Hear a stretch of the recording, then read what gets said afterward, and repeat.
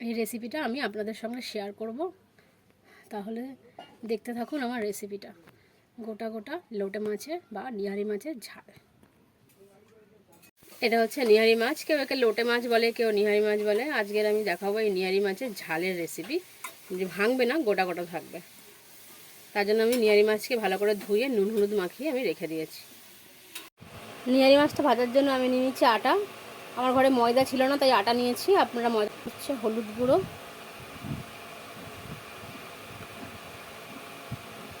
লঙ্কা গুঁড়ো,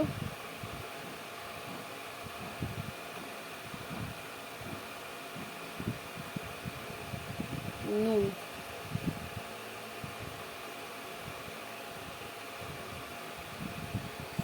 এটা ভালো করে মিশিয়ে নেব। নিয়ে এতে কোট করে আমি মাছগুলোকে ভাজবো। এদিকে গ্যাস জ্বালিয়ে কড়া বসিয়ে কড়ায় তেল দিয়ে দিয়েছি। তেলটা তখন গরম হোক, ওদিকে আমি মাছটার কোটগুলো করে নেব। এই মাছগুলো এক একটা করে আমি ভালো করে কোট করে নেব। খুব মোটা করে করার দরকার নেই, এরকম করে নিয়ে ভেজে নিলে একটু মুচমুচে হবে।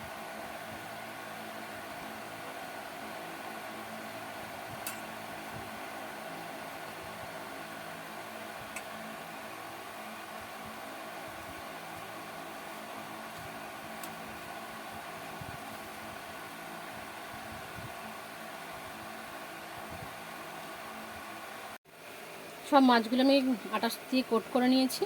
এবার আমার তেল গরম হয়ে গেছে, আমি এর মধ্যে মাছগুলোকে দিয়ে ভেজে নেব।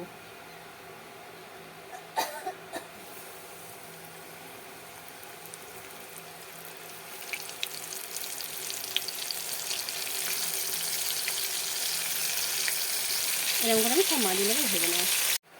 সব মাছ আমি ভেজে তুলে রেখেছি, দেখুন পুরো গোটা গোটা উঠেছে, কোনো একটার সঙ্গে একটা লেগে যায়নি। জ্বালিয়ে আমি এবার কড়াটা বসিয়ে দিয়েছি। তেল গরম হয়ে যাচ্ছে, আমি কালো জিরে ফোড়ন দিয়ে দিয়েছি। এবার আমি এই যে চপিং করে রেখেছিলাম পেঁয়াজটা, সেই পেঁয়াজটা আমি এটা দিয়ে দেবো।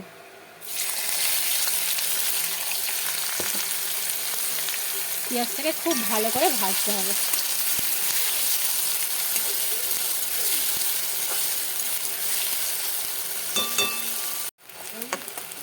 পেঁয়াজটা ভাজা হয়ে গেছে, এবার আমি এতে আদা রসুনটা দিয়ে দেবো। দিয়ে ভালো করে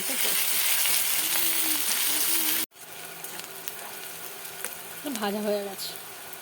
এবারে দিয়ে দেবো লঙ্কা, হলুদ আর টমেটো। এবার এতে দিয়ে দিলাম আমি নুন।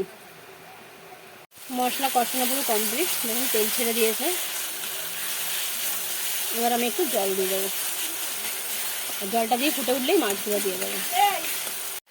এবার মাছগুলো আমি এতে দিয়ে দেবো। মাছগুলো দিয়ে বেশি ফোটানোর দরকার নেই, কেন খুব ভালো করে এগুলো ভাজা হয়ে আছে।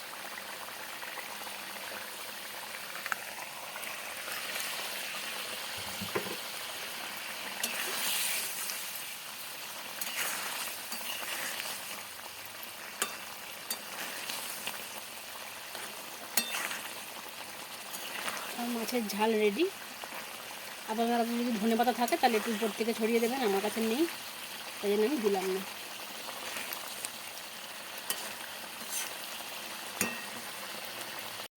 পুরো গোটা গোটা নিয়ে মাছের ঝাল পুরো ঘাটেনি। আপনারাও এরকমভাবে করে নিতে পারবেন খুব সহজেই।